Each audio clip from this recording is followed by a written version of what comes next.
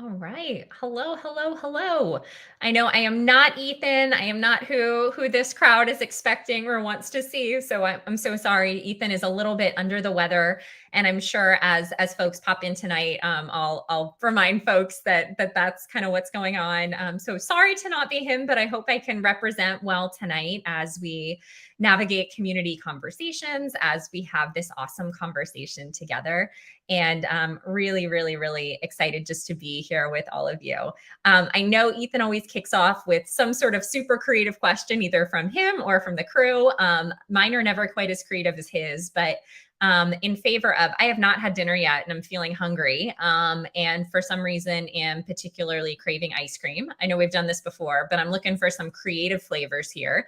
So as folks come in the comments, if you want to drop in for me, what is your favorite ice cream flavor? Of course, where you're listening from as well, or where you're tuning in from. But if you have a favorite ice cream flavor, particularly if it's kind of a random ice cream flavor, I would love to hear it because I am hungry and would like to try it. So feel free to drop that into the comments. And hi, Matt. Great to see you. And I see Cash. So good to see you all here. And again, would love as I kind of go through here to hear favorite ice cream flavors. I'll be honest, mine is not necessarily super, super fascinating. Mine is probably either, actually, no, my favorite is creamsicle. And I love kind of the orange swirled with vanilla. After my ultra a couple weeks ago, Ethan and I went and got some of the best creamsicle I've ever had with rainbow sprinkles all over it. And it made my life. It was very, very happy. Let's see. I see Matt, strawberry vanilla ice cream. Ooh, Erica, lavender honey. Very cool. Amy, banana split. Oh, Matt, with chocolate flakes. Yes. What does the Rev stand for in your name? Yeah, I can get into that. So I am an ordained minister, interfaith chaplain. I now work at the intersection of faith and OCD. I always tell folks I am super, super informal. So please call me Katie, but I always like to put the Reverend because I want folks to know that ordained ministers can in fact have OCD and that it is perfectly fine to talk about that in different faith communities. So thank you so much for asking. Just plain chocolate. Okay, awesome. Well, I'm going to dive into some disclaimers here so that we can jump into the conversation. For anyone just tuning in, again, I am not Ethan. I am so sorry to not be Ethan. He is feeling a little bit under the weather tonight. So I am jumping in for him. So just glad to be here with y'all tonight and know that we will still have an awesome conversation in his honor. So this live stream is educational and is not intended to replace therapy. For treatment-related questions, please work with your local provider or contact a local clinician. You can use the IOCDF's online resource directory at iocdf.org/find-help to locate a trained clinician near you. The International OCD Foundation is not a crisis hotline. If you're in a crisis or if you're ever feeling suicidal or unsafe, please go to your local emergency room or call 911 or the 988 Suicide and Crisis Lifeline by dialing 988. You can also access online at www.988lifeline.org. And finally, we want to create as safe a space as possible and be kind and respectful to everyone. At the end of the day, we are all here to support one another, but do want to note that this is being broadcast on several social media platforms and is being recorded. So please keep that in mind as you ask questions and as you engage with one another. But with this stream in particular, this is just such an awesome, amazing, supportive group of humans. And I would encourage you to engage respectfully and supportively of one another as much as possible. And also to ask questions as things pop up. I have some questions I know I'll be asking you tonight because this is an engaging stream. This is a stream where hopefully I'm not just talking. I really want to engage with all of you. But I'm also very, very happy to answer any questions that pop up for you kind of across the board. We can also use this kind of as an AMA. I see a couple of folks saying that they hope Ethan feels better soon.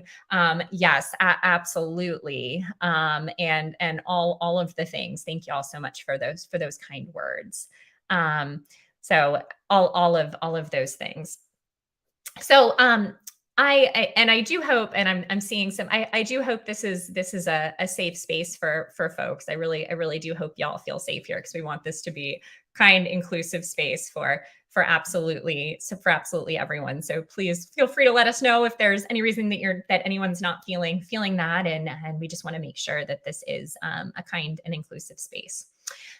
With that being said, I want to start by asking this group a question, and I'm going to have you kind of chime in the chat with how you're feeling with this. And I want to ask, because we talk about this a lot. We talk about self-compassion. I think Ethan was even talking about this last week. And unfortunately, at least, and I can talk about my experience with this, but one of kind of my main experiences with OCD is feeling a lot of guilt, feeling a lot of shame, feeling a lot of different feelings or emotions around intrusive thoughts, around having those intrusive thoughts. And I want to ask this group, and I can actually have Amanda maybe even drop this in the chat for us. What does it mean to choose self-compassion over guilt and shame? When OCD says that you have to experience guilt and shame, what does it mean to choose self-compassion over guilt and shame? So I'm going to have, I just sent this in the private chat, Amanda, too, if you're able to drop that in. Awesome. What does it mean to choose self-compassion over guilt and shame? Oh, and Dave, thank you for the love to Ethan and Erica as well. Thank you all so much for that. So as you all start to kind of load this into the chat, I would love to hear what your experiences are with this. I'm going to talk a little bit about what it means to me, but again, would really like to hear from all of you. So for a lot of years with OCD, the folks who know my story, I navigated OCD really since before I can remember. Some of my earliest memories with OCD were around the age of 8. And I always had a lot of guilt and shame around the intrusive thoughts that I experienced. And when I think about, and I'm curious what you all think about this too, how you might define guilt and shame. When I think about guilt, there's this aspect which OCD loves to make us feel of feeling bad about something, right? But shame is a whole nother layer where it's like, not only do I feel bad, but I feel like I'm a bad person. And that's really what OCD does as it latches on to our values. I have had every single thing. Oh, hi, Nikki. Great to see you. I've had really every theme under the sun. My OCD has latched onto everything that I can possibly imagine, from making me wonder, what if I'm dangerous, to what if I'm a bad person, to what if I hit someone with my car and forgot? What if I'm contaminated? What if I sinned against God and forgot? What if I said something really mean to that person? What if I'm secretly a murderer? What if I'm secretly someone who deserves to be in jail? I mean, any what if that you can imagine. But for me, it's always come back to some level of moral scrupulosity. It's been about whether or not I'm a good person. And some of the phases of my OCD journey involved, even when I was working in a school chaplaincy role with students from all different faith backgrounds, going to school and very much looking like the kind of put together school chaplain, and then going home and worrying, well, what if I committed crimes and forgot? What if I should call the police on myself for everything bad that happened in my area, just in case it was my fault? I'm wondering if some folks here have that same experience. And I had so much shame because OCD made me question every aspect of who I was. I had shame even talking about my intrusive thoughts. If you would have asked me in 2018 or 2019, would I be on live streams or advocating or doing work around OCD? I would say no, because I didn't want anybody to know what I was experiencing. I didn't understand that these things were ego dystonic, or that they directly opposed who I was and the things that were meaningful to me. In addition to ERP, in addition to ACT, in addition to doing exposures and not engaging in compulsions, one of the biggest things that helped me combat what I was experiencing actually was self-compassion. Ethan talks about a lot that self-compassion is one of the toughest things that we can do. And I'm curious if y'all relate to this, that so many of us in the OCD community are so great at offering love to every single person around them. And I see this week in and week out when I watch Ethan on these streams, that everybody here offers so much love to every single person, but it can be really, really hard to do that to ourselves. Yeah. And I see Cash, you saying that, yeah, having self compassion can be really, really hard. It's hard to treat ourselves in the same way that we might treat a friend or that we might treat those around us. And yet, in my experience, self compassion was literally the biggest thing to help me overcome the guilt and shame that accompanied OCD.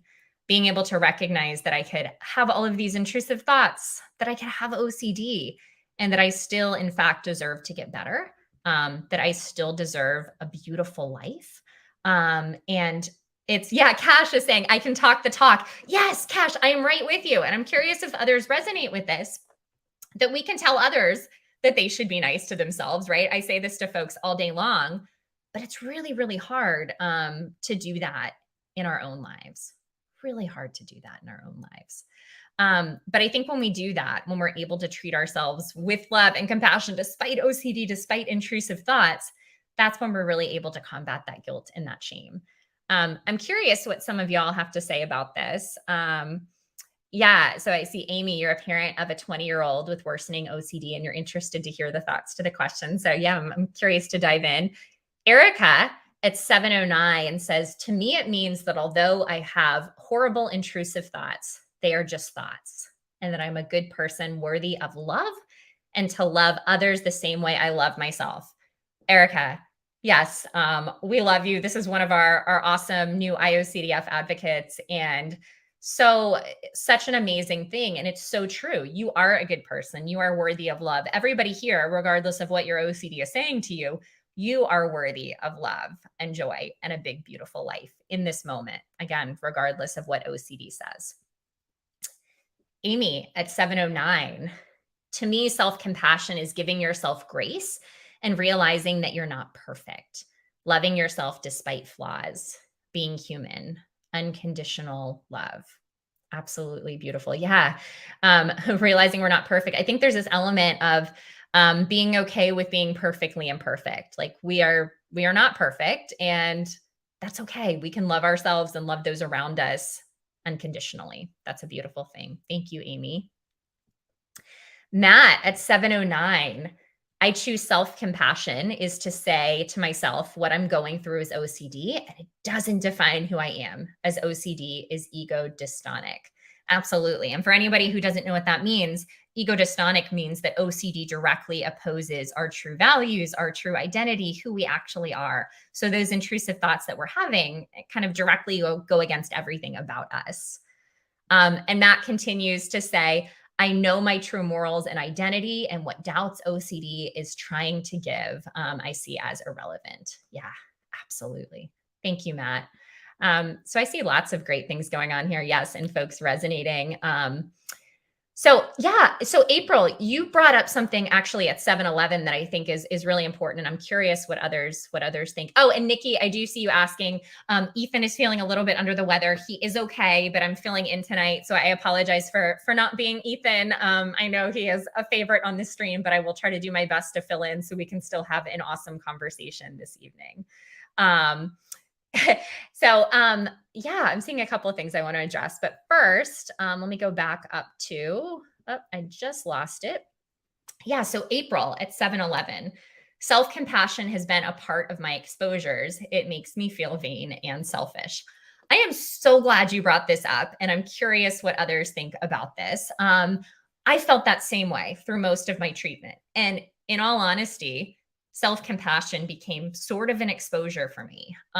Even the experience, giving myself permission to be happy, became sort of an exposure for me. Being kind to myself the way that I would be kind to others became an exposure to me, because I think it's really OCD that tells us, well, it's selfish to be kind to yourself. Like, oh, because of your intrusive thoughts, you don't deserve to be kind to yourself. It's such a narrative that OCD creates.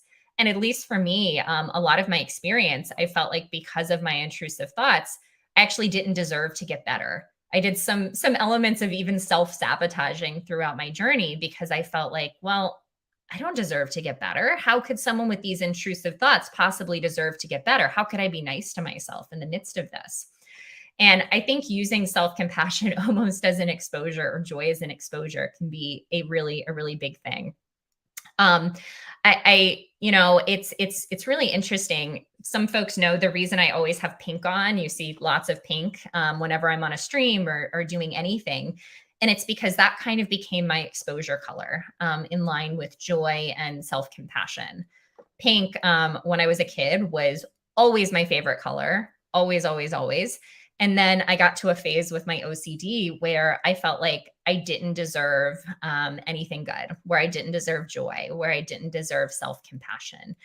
And as a result, I felt like I couldn't wear anything that made me smile. And some of y'all have heard this. I, at one point, was wearing, and there's nothing wrong with this, but it just wasn't me. I was wearing all dark colors. I cut off kind of all of my hair. I really didn't want to wear anything that felt like me or that made me happy. And when I started to move into recovery, it actually became an exposure for me to start to wear pink again, to start to wear something that I felt like I didn't deserve to wear because it made me happy. And it's actually now in working in OCD and in advocating why I have pink so many places, because it's a reminder to me that each and every day I get to look at something that makes me feel good. I get to offer myself love. I get to give myself permission to experience joy. Um, even if sorry, I was reading something further down in the chat, even if OCD says that I don't deserve it in those moments. I do want to yeah, Beth, so that you hear, because I see some different things going on. Yes, Beth, Ethan is totally fine. He is just feeling a little bit under the weather. So he is okay. He is upstairs resting. So he isn't feeling well. So just wanted you to hear that. Let's see. So, yeah, Kaylee, really hitting the May theme tonight. Yeah, this is something that we've been working on in our faith and OCD SIG. So if that's something that y'all are interested in or you're passionate about, this is something that we have been chatting about with that special interest group, which the IOCDF has a lot of special interest groups right now that you might be able to get involved with and that we would love to have you get involved with. Yeah, and I'm seeing a lot of folks talk about guilt and shame being so ingrained as a part of OCD. Thank you so much for sharing that. Yeah, Erica at 7:15, especially putting myself first to get better felt extremely selfish at first. Yeah, I think it can feel really selfish, and I think it OCD can kind of twist it in that way where it feels like, well, um, by engaging in the things that you need to do for your recovery, you're not serving others. When in reality, by focusing on your recovery, by doing the scary stuff, you're able to step forward toward everything in your life that's meaningful to you, including those people that are around you, whether that's your kids, your students, your family, your pets, whatever that looks like. And I always think the focusing on recovery is the opposite of selfish. It's actually giving yourself a chance at living life where you can actually connect with those who are the most important to you. Oh, I love that folks love the SIGs. Absolutely. Self-compassion work. Yeah, so self-compassion over shame, I actually think right here. So I want to recommend, every time we talk about self-compassion, since folks are talking about this being hard, one of my favorite books, Kim Quinlan, the Self-Compassion Workbook for OCD, is one of my favorite resources. And if you do not have that or have not looked at it, this is a really, really great one to check out. That's one of our IOCDF advocates as well. And love the SIGs. Matt, I'm so glad you love the SIGs. Kaylee at 7:17, I can relate to not wearing certain colors, including pink and red. However, for me, it's more thought action fusion telling me those colors are morally evil and weak. Yeah, so that is such a great point. And I think, again, OCD can latch on to literally anything. It can latch on to absolutely anything under the sun and twist it in any way. So for me, it was, oh, I don't deserve it. For others, it definitely can be that they're weak, that they're morally evil, that there's a contamination or a spiritual contamination with those colors. And I see that often too. Matt, I'm so glad that you recommend Kim's self-compassion book. We are all oh, and Matt, I'm so glad that you watched Ethan's 2014 keynote speech earlier. Very, very impactful. Very, very. And yes, he was in fact in Dexter. For anyone who doesn't know this, he was the first person to get sliced and diced on a table in Dexter. So if you want to go back and watch the pilot, that is in fact Ethan. Um, Beth, at 7:19, I felt selfish not doing a compulsion to protect my dad.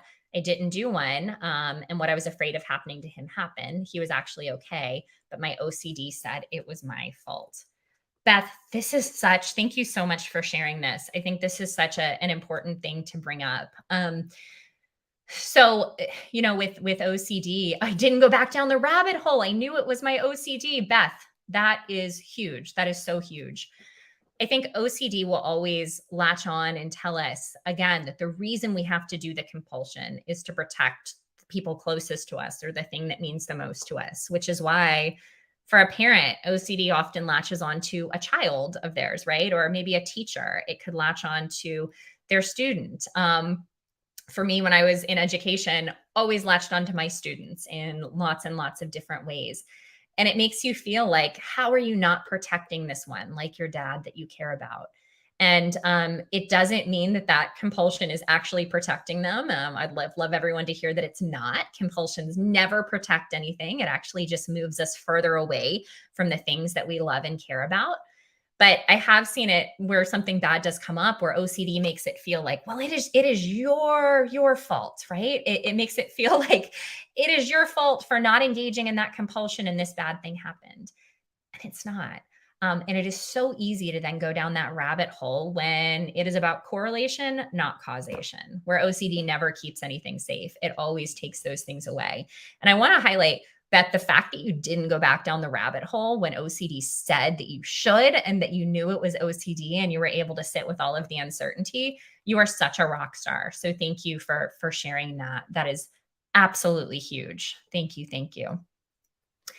I see Kaylee at 7:20. Yes, to what Erica just highlighted, self-compassion worked for me. Right now is accepting going to residential treatment at McLean, even though I don't feel I deserve it. Yeah. So everybody deserves to have the right evidence-based treatment and to be able to step towards this big, beautiful life that you, Kaylee, deserve to live, regardless of what OCD is saying. Absolutely. North homeschoolers, you posted a question way up that I must have missed. Let me scroll way back up here. Oh, it was before we got on here. So I'm sorry. I guess I actually looked at it since we officially started the stream. So I'm so glad you said that. Thank you. So I'm going to go back up to 4:23 p.m. Let's see. So I don't have a grasp on this. My son has OCD. Sometimes he will do things that are hard for him, like walk through doors just once, etc. And it looks from the outside like OCD is gone.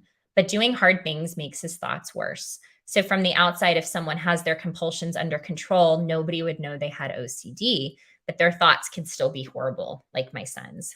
What does actual recovery, remission, improved quality of life actually feel like in the person's head?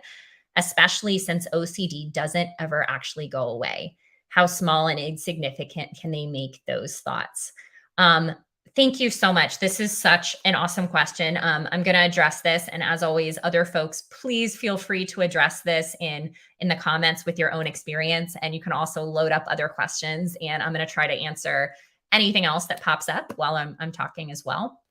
So with this, I guess going back to the basics with OCD, I think sometimes it feels when we have OCD, or it feels like the obsessions are the problem. So it often feels like, it's the intrusive thoughts that are the issue, when it actually is the compulsions that continue to feed those.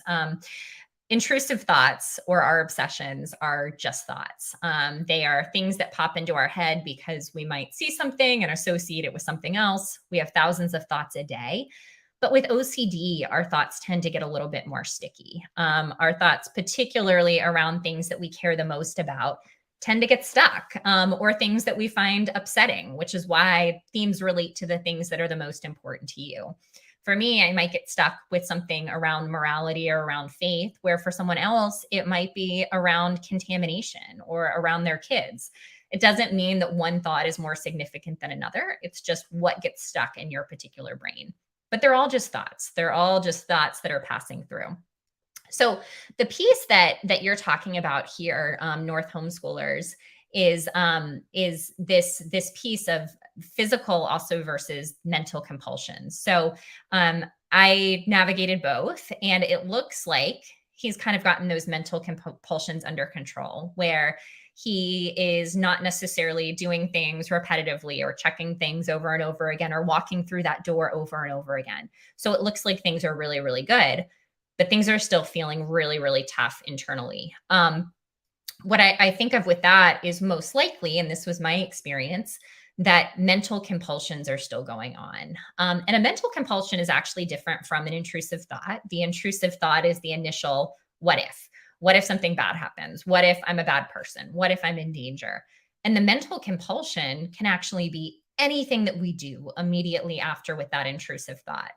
Anything that we do to try to make it go away, to try to prove that it's not true. That might be ruminating, that might be neutralizing, that might be thinking back to something earlier to make sure everything's safe. It might be mental review. There's so many things we can do in our mind. And a lot of times, what happens with folks in OCD treatment, this was my experience, they don't necessarily know that they're doing these mental compulsions because they get rid of all the physical ones, and they wonder why they're still feeling so bad. And the reason is because we're still going over and over and over again in our head with these ruminations or with these mental compulsions. That's actually what feeds the intrusive thoughts. That's what continues to push. I know, like you said, these horrible thoughts that continue to stick around. Whereas if we're able kind of through ERP to get rid of the compulsions, not just the physical ones, but the mental ones, the thoughts still are there, but they're able to pass. They don't get as stuck. They get a lot quieter where we're no longer paying attention to them in that same way. So when you ask, what does actual recovery, remission, improved quality of life feel like? I'm really glad you asked this because I get this question a lot. And I know there's different answers, but I really believe that there is no quote unquote cure for OCD, but that we can live a big, beautiful, awesome, joyful life that OCD doesn't get in the way of, that OCD is a really, really small part of, to the point that you no longer even see it. So for me, what that means is recognizing every day that, yeah, I have OCD and there might be particular thoughts that get a little bit stuck for a second, but I can use my ERP skills and tools. I can choose to not ruminate, and I can choose to not engage in a compulsion. And that thought is gone in like 5 seconds. And, of course, there are some weeks that OCD is more challenging than others, but I know you're asking, how small and insignificant can those thoughts be?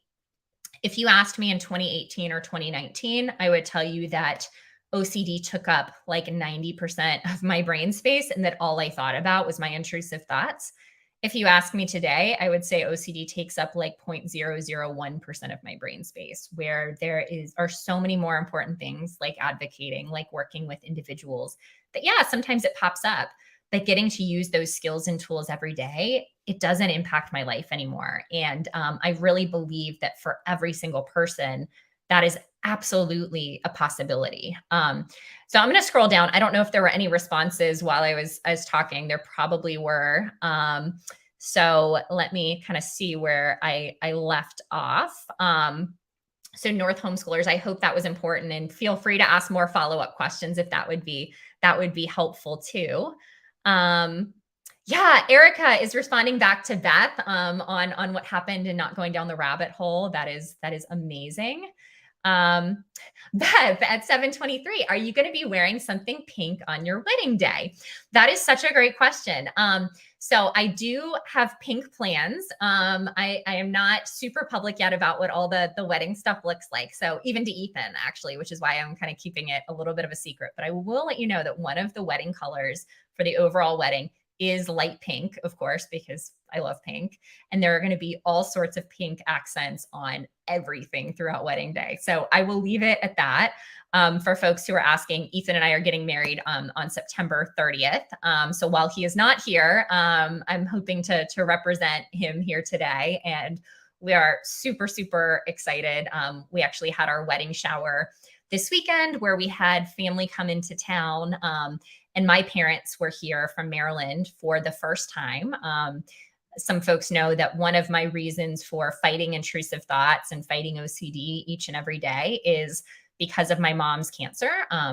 She has multiple myeloma and has weekly infusions and has a really difficult journey. And I often think about wanting to be present with her, and not have OCD take away any more time with her, as a reason to continue to fight. And it was so special because she was here with us this weekend. My dad was, and we all got to be together, Ethan's family and my family, in one place to celebrate. And ironically, Beth, with lots of pink. Everything was pink and sparkly for our wedding shower. So that was a tangent. Thank you all for letting me tangent for a second. So I see it's 7:25, isostasia. I'm joining from Mexico City. Health anxiety and contamination, OCD sufferer here. Self-compassion is sometimes so hard for me since my family is extremely, extremely critical. I'm so sorry that you're having that experience. And when I know that contamination OCD component can be so tough. And I hope you hear from others on here today that you are absolutely not alone and that there is so much hope. But I also want you to hear that, especially when family can be critical, I know self-compassion can be hard. It can feel like something that we've never been taught to do, or that we've never really learned how to do throughout our lives. And I wonder, and you can answer this further down if you're still on with us, if you feel supported by your family in the midst of your OCD journey and kind of what that looks like too from a self-compassion perspective. I wanted to highlight that there was a really great live stream. Actually, our last town hall was on engaging with our families to talk about our OCD, especially when they might not be super supportive in that journey. So it might be a great place to go over to, because there was also some conversation around family who might not understand, but who also might not encourage kind of compassion in the midst of the journey. And I want you to hear that even in the midst of that, you do deserve love and compassion, no matter what you're hearing from others and no matter what you're hearing from your OCD. Oh, Matt, thank you. Yeah, Ethan's passion for advocacy is amazing, and thank you for the kind words to me too. We love getting to help folks together. It's and Matt, you are an amazing advocate too, who is on everything, and we are so just thankful for you and the way that you help so many. And yes, Cash, yes, I'm Ethan's fiance, filling in for him tonight. Mary F at 7:25, is real event OCD as treatable as any other OCD? I hold so much guilt for things I did to people in my past, and I continually say to myself, you should have known better.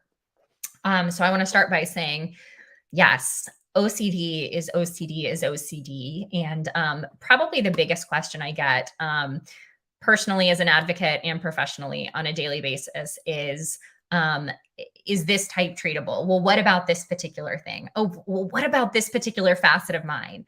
And OCD always makes us feel, me included, like ours is different, like ours is special, like ours could never get better because of the one little facet that might differentiate it from someone else's. And I like to say that OCD is all just really gross ice cream that also just happens to come in really different gross artificial flavors. It's all the same gross OCD ice cream. It just shows up in different flavors. Okay. And regardless of what it's saying, I want everybody to hear you are special in the amazing, unique humanness that you are, but your OCD is not special. Whatever content it's taking on, OCD is still just OCD, is still just OCD. And real event OCD is very much the same. I know it's helpful to hear when folks actually experience it. Real event OCD actually was a really big component for me, actually in my more recent treatment journey, where I had a lot of guilt around particular things and would go back over and over and over again and think, well, should I have done that differently? Could I have done that differently? How could I possibly deserve to step forward in my life if I don't make amends for this and this and this? And that you should have known better. And I think the really important component to remember is if we are feeling the guilt, the shame, the urgency, the anxiety, the I have to fix it, I have to ruminate about it, it's OCD, regardless of the content. And it is possible to use your exact same ERP tools here. And for me, and this was really, really, really tough, it was trusting that I did the best I could in that moment, even if it wasn't, what I would like to have done looking back. but it's also saying, I'm going to accept the uncertainty. Yeah, maybe, maybe not. Maybe I did something wrong there. Maybe I did something that wasn't nice, or maybe I did something that was imperfect. But you know what? In favor of this moment and stepping forward with my recovery, I'm going to say maybe, maybe not, and keep moving toward this big, beautiful, awesome life that I deserve, trusting that being stuck on this probably relates to OCD. And the only way that I can step forward, making a difference in the world moving forward and living into all my values, is to step away from this right now and to stop giving it my energy. I get that it's hard. I felt like this one for me, it always felt different. It always felt shameful. And I want you to know it is just as treatable and you can step forward from it. So I hope that's helpful. Um, let's see. Oh, North homeschoolers. I'm glad that was helpful. I'm really, really glad that was helpful. Matt, hope it's a pink wedding cake too. I don't know. We'll see. I'm sure y'all will get to see pictures after everything. I see Love Lana on here too. Thank you, Love Lana, for being here. It's always great to see you.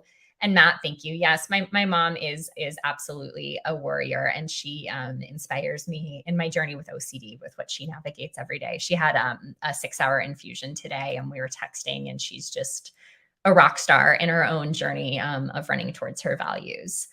Nikki, oh, that's your birthday on the 30th of September. It is a good day for lots of things. I love that. Amy, congrats. Thank you. And Beth, thank you for thinking of my mom. Absolutely.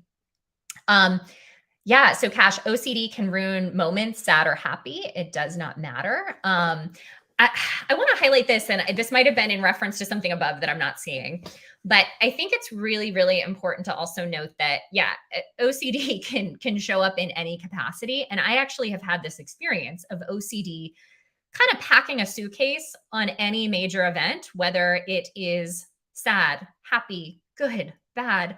I've had it where I've been really grieving in moments where OCD is latched on. I've had it where I've been going to Disney with Ethan and joyful, and OCD is latched on.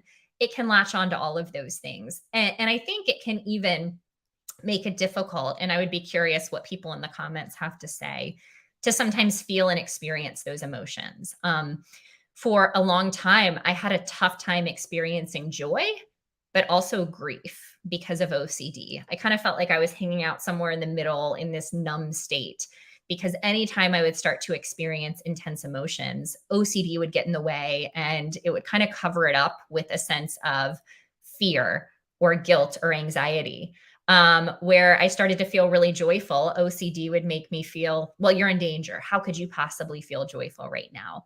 Or if I was feeling grief, it would be, well, this must be your fault. How could you possibly feel grief? You should be feeling guilty. This can take all sorts of different forms.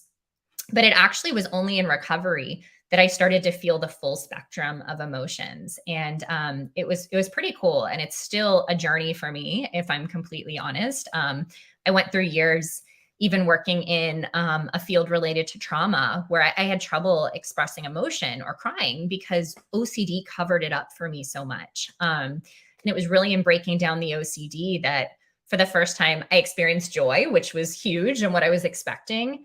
But I also started to be able to grieve and to mourn and to cry and to feel things that I never expected. I remember the first time OCD didn't really cover up grief with all sorts of other fear, anxiety, guilt-ridden things.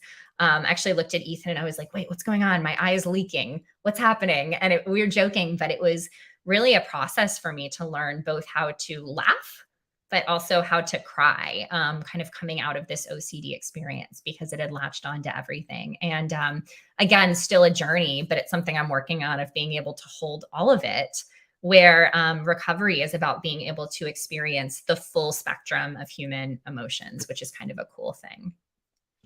So that was a tangent. So yeah. Phyllis at 7:31. Katie, y'all could live stream the wedding for us. It would be amazing to celebrate the joy together. You are so sweet. That maybe is something that we can talk about. We will at least make sure that there are live streamed aspects and pictures, but we love this community, and thank you so very much for that. Yeah, Cash, you are not alone. Amy at 732, I'm trying so hard to support my son with contamination OCD, but it's hard. I get so frustrated and scared about his future, but I remind myself he's suffering so much. Yeah, so thank you. First of all, I want you to know that you are not alone in the midst of this, and there are some amazing parent and family support groups. Particularly, one of our advocates, Chris Tronston, runs one that's a California support group, but kind of I think open across the board for families and loved ones. And you absolutely deserve to have love and support as a loved one, as a parent. Um, but I think the frustration, the fear, all of that is so valid. And I think there are these two components. I think it's allowing yourself to also grieve and to be afraid and to be frustrated by the disorder and by what he's experiencing. And at the same time, you can still know that he's suffering and want to support him and want to help him get better. I want you to know that none of those things are mutually exclusive and that you can be frustrated, scared, all of the things while still supporting him. And just like we talk about letting all the emotions be there with OCD, you deserve to allow all of the emotions to be there within yourself as well, because it's a tough process. And sometimes it can feel like a family disorder where we are all together actually fighting the OCD, where it's not just the person with OCD. So I want you to know you can support him while also getting support for yourself and feeling all of those things that you're feeling. Mm, yeah. So I see Lana and Cash and yeah, Matt talking about at 734, opening up to his family. Opening up to my family with OCD was game changing. They have been a team and supported me ever since. There's great resources on the IOCDF to help your family understand what OCD is. Yeah, so there are awesome resources. And again, going back to that town hall, that our last town hall that we had actually that Ethan was hosting on, I think he was hosting. Am I making that up? I think so. So I'm pretty sure he was hosting it, but about family members and understanding your OCD, because it can be game changing. And I get the question a lot: should I tell my family about my OCD? Should I tell my loved ones? Should I tell my friends? And I think the answer and what that looks like is different for every person. And sharing doesn't mean having to share every single thing or every intrusive thought, but for where you do have people in your life who love and support you, being able to open up about that, even when it's scary, can be game changing. One, because they can support you in the midst of those really tough times, but two, because they might know how not to reassure, how not to accommodate, how not to make your OCD stronger, not to respond to your OCD, but rather to respond to you and to say, you know what, I know this is really hard right now, but I'm not going to talk to the OCD. And that can be also a huge difference in recovery, just having family and friends understand, well, how in the world do we respond to this right now? So thank you. Thank you for that, Matt. Beth at 734, it's tough when family doesn't understand the process. My brother frustrates me over my OCD journey. He doesn't even try to understand, and I've just given up on him. Too stressful explaining it. Beth, I'm so sorry that you've had that experience, and I can't imagine. I have some family in my life who are like that as well, even in advocacy and in the work that I do, and who kind of make jokes about it and who don't get it. And it's so painful. And I'm sorry that you have that experience. And I want you to know that even when family don't understand, that you have a community here and that you are loved, you are seen, and you are absolutely not alone. Thank you. And thank you for your kind words, Matt. I see Matt at 735 talking about all the things from embracing uncertainty to sitting with discomfort to reaching towards your values and sticking with the ick. Yes. For those of you who don't know, stick with the ick is my all-time favorite phrase on letting all of the kind of icky OCD thoughts and feelings be there as we keep running towards everything meaningful to us. So thank you. Chad at 735, it is great to see you. It is okay if you forgot to set a reminder. We are glad to have you here now whenever you can show up. That is great. This is an awesome community and you are always welcome. Amy at 735, people are special and valuable. OCD and its lies aren't. Absolutely. We could do a whole live stream on this right here, right? everybody here is special. Everybody here is valuable. You are all unique in your own ways, and you have these awesome, amazing gifts and talents. OCD isn't special. Yeah. Nobody's OCD. It's latching on to things that are important to you, but no, OCD isn't special, but every single person here is special. So thank you for emphasizing that, Amy. Yeah, I see stick with the ick. Oh, Beth. Yeah, he's one of those snap out of it people that can be really, really, really tiring and exhausting and not okay. And I'm so, so, so sorry. So I know there's some conversation around that. Nikki, we're getting married as you turn 60. That is so beautiful. We will all be able to celebrate together. I love that. So I'm so glad. Thank you everyone for supporting Beth.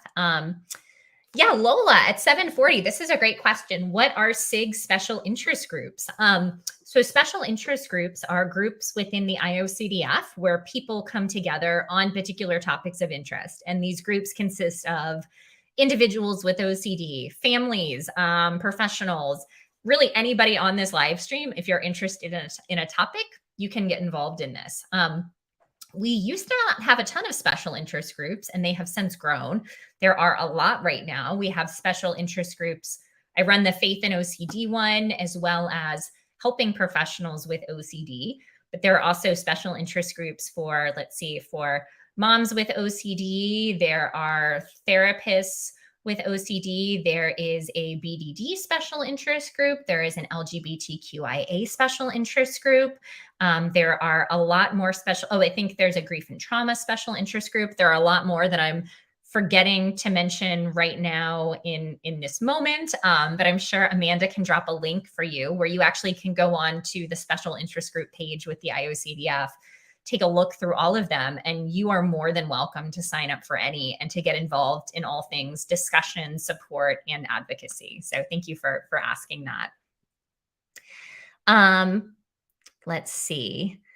Yeah, Kaylee at 740, I can relate. A lot of my treatment work right now focuses on what my OCD behavioral therapist calls the emotionality of OCD, feeling emotions, guilt, shame, without it taking me completely. Yeah, Kaylee, that is hard work, but amazing work. And please know that I am with you on that journey and still doing some of that work in my own life. And you are a rock star for leaning into it. Because I know it's hard, but being able to live the big, beautiful life that you are created to live with that full spectrum of emotions is a beautiful thing. Absolutely. Kaylee, in addition to learning to not have guilt and shame. Yeah, absolutely. Thank you, Matt, for the kind words on my recovery. And thank you, Kat. Oh, y'all are so amazing. This is just such a sweet and wonderful and rock star group. You all are such OCD warriors. So yeah, folks talking about the wedding and the SIGs. Is Ethan's phrase 744? I don't know which phrase you're talking about.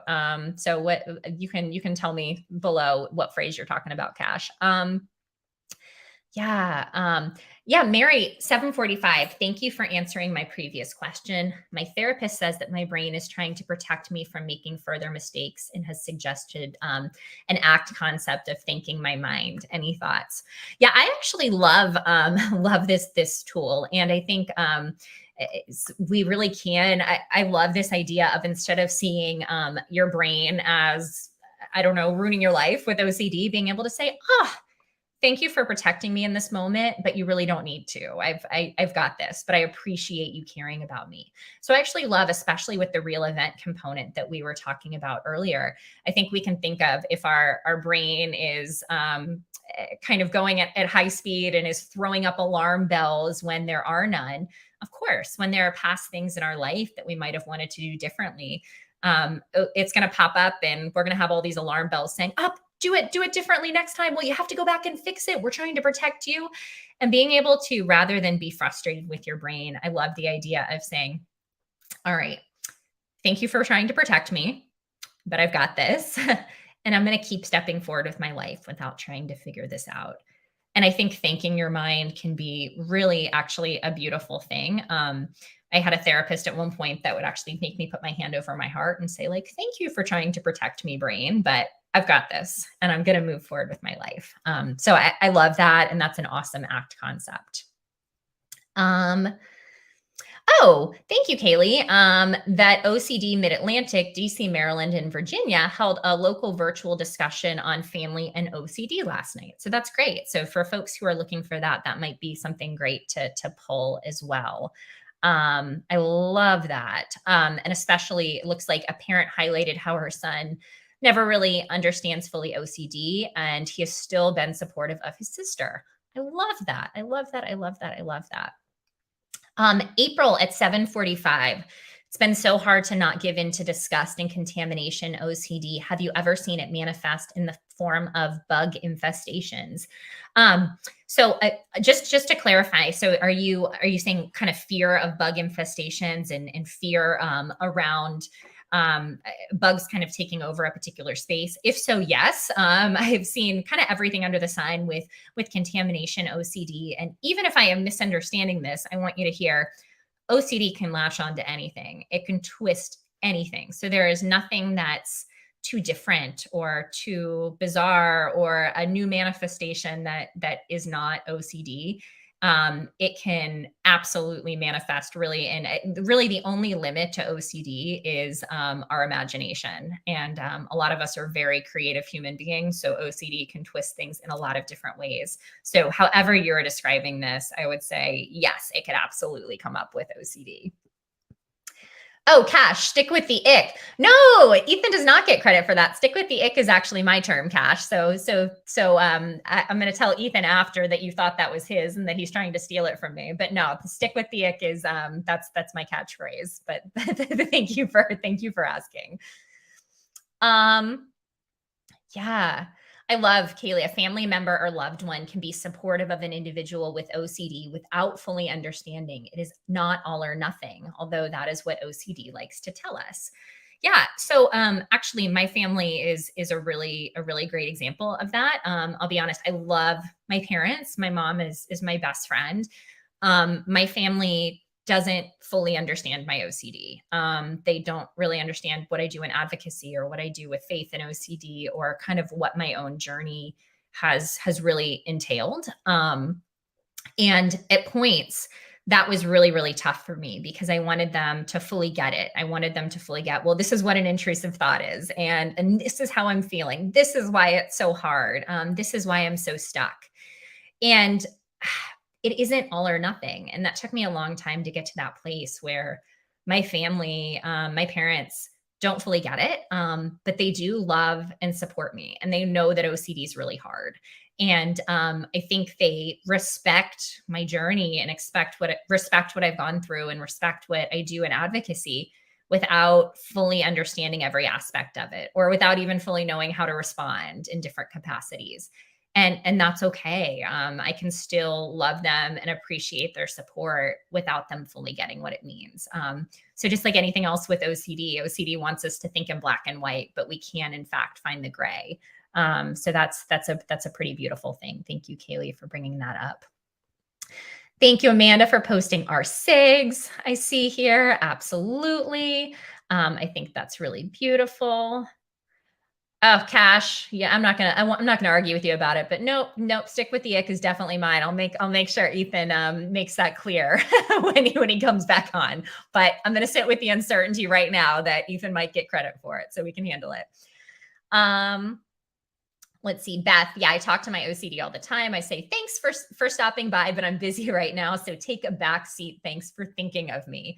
That's Beth at 7:49. I love that, Beth. That is such an awesome thing. I actually joke about this a lot. I even love saying sometimes thank you really sarcastically for intrusive thoughts where I'm like, wow, OCD, thank you for that super creative intrusive thought. Awesome. What an awesome opportunity to completely ignore you as I make you smaller. Thanks. Love it. So I think there's lots of really cool ways that we can respond and show irrelevance all at the same time as we go back to living our lives. I love that. Let's see here. Lola, my husband at 7:51, my husband has been recently diagnosed with OCD. I was diagnosed last year. we have a little one, well, she most likely have OCD. So I'm not a clinician or a researcher, but I will say that this is a debated topic of nature versus nurture and genetics with OCD. A lot of folks do believe there is a genetic predisposition in some ways to OCD, but that also doesn't necessarily mean that your daughter will have it. Ethan and I have this conversation a lot, expecting that, yeah, we most likely, when we get married and have kids, could have a kid with OCD. But here's the really great thing is that all of the skills and tools that you know right now in ERP, in accepting uncertainty and embracing uncertainty, you get to know as she kind of moves through her life. And there are folks maybe like me who have OCD that their parents didn't have it and it isn't recognized for a really long time. So maybe we get to accept uncertainty. Maybe she'll have it, maybe she won't. But if she does, I have a hunch that you're going to recognize it really, really early, or that you're going to raise her in a way where she already embraces so many of those skills and tools that it's not going to impact her life. And that's the really cool thing, that it's with OCD. I really believe it's not about having OCD, it's about how we respond to it. So I believe that having both of you as OCD warriors and rock stars, the end of the day, it doesn't really matter if she is quote unquote diagnosed with OCD or not. You're going to have the skills and tools to help her live the biggest, most awesome, beautiful life possible. Love, Lana. It is awesome to see you. Let's see. Oh, Matt, thank you for shouting out my new podcast. Yeah. What's the Scoop on Scroop is coming out soon. Thank you so much for shouting that out. That's really, really sweet. Thank you. Thank you. I really appreciate that. Stick with the ick. Okay, let's see. I'm trying to make sure there's no more questions here. So at 7:53, Akasha, why is OCD stronger when life is stressful? Yeah, that is definitely the $1 million question. OCD loves to get really strong, both with good stress and bad stress. And I think it's because there's shifts and changes in our life, right? When anytime things aren't constant, when we're not in a routine, when we're feeling stress, I'm sure for me, honestly, good stress, like with our wedding, as well as maybe really tough stress, OCD likes to pop up and pack a suitcase.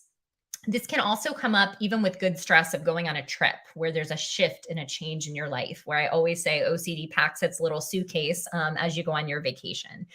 Well, I don't specifically know the reason. I do know that it likes to show up. And I think the really good thing is that we can almost expect that OCD is going to show up during life changes or during stressful periods. And I like to think of every one of those periods as a really awesome opportunity to make OCD even smaller.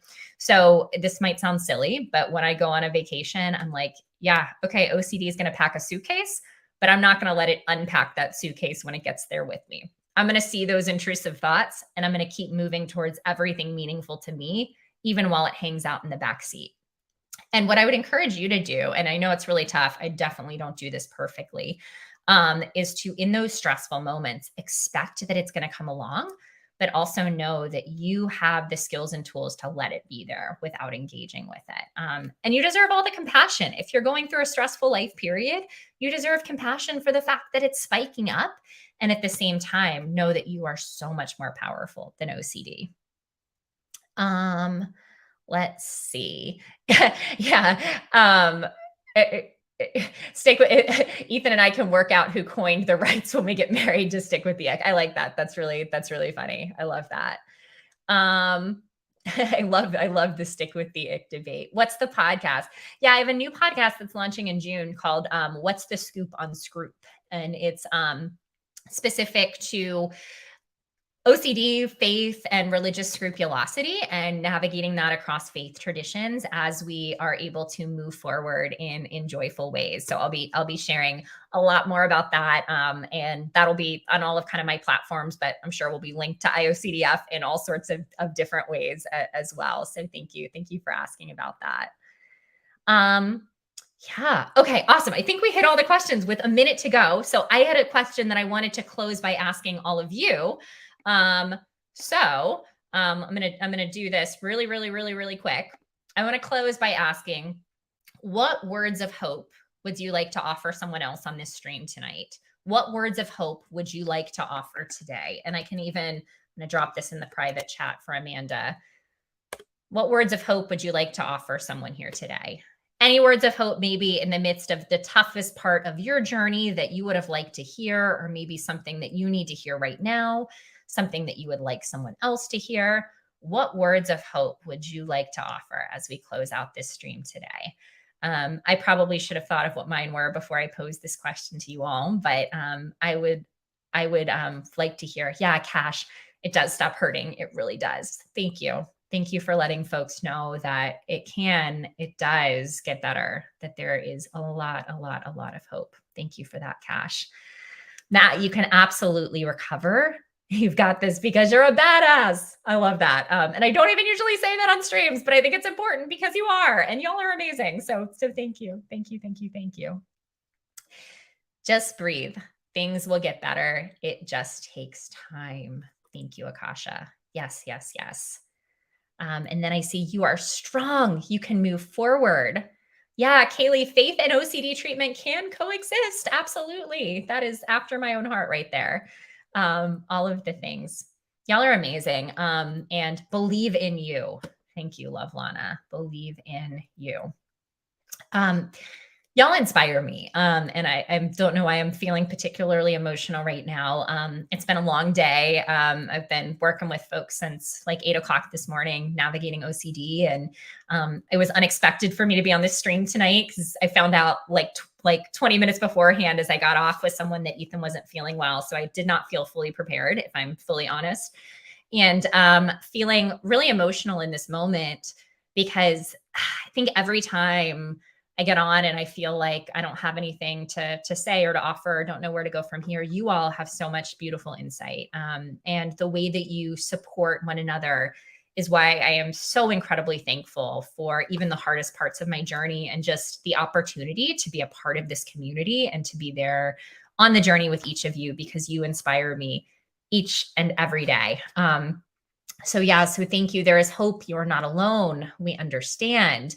You can come out better than when you went in.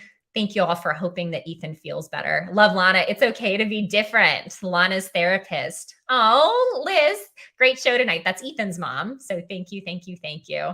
Kaylee, you deserve an ice cream tonight. Please go have one. Thank you for, and thank you. And thank you for the kind words, Matt, for the inspiration.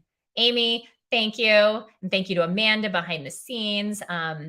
Just thank you to everybody. So I'll close in my final words by saying you do, in fact, deserve a big, beautiful, awesome life.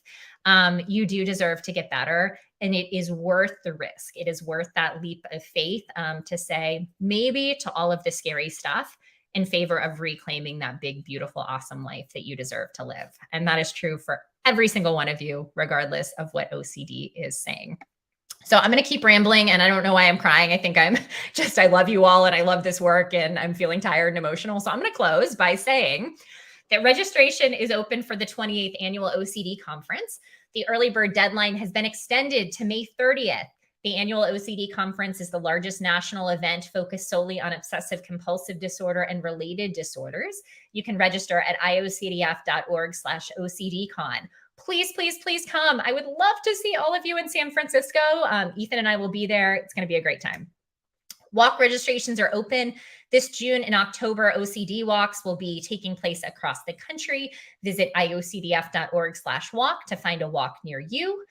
And finally, we are now accepting submissions for the online OCD conference. The deadline to submit is June 6th.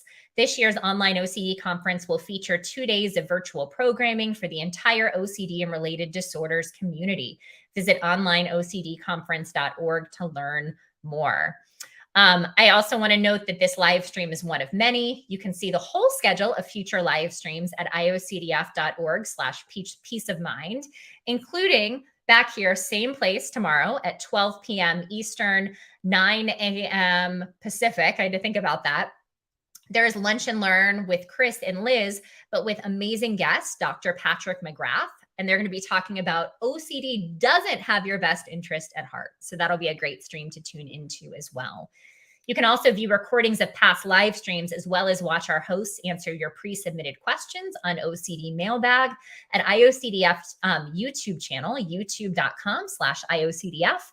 And finally, remember to like and subscribe to get notified when live streams are scheduled. As always, if you need resources, please visit iocdf.org. and so thankful for each and every one of you. I'm seeing lots of love, and I want to send all of that love back to all of you. I will definitely be taking all of that love up to Ethan as he works to feel better. And I'm just honored to be on the journey with each of you. So sending you lots of love, and have a beautiful night.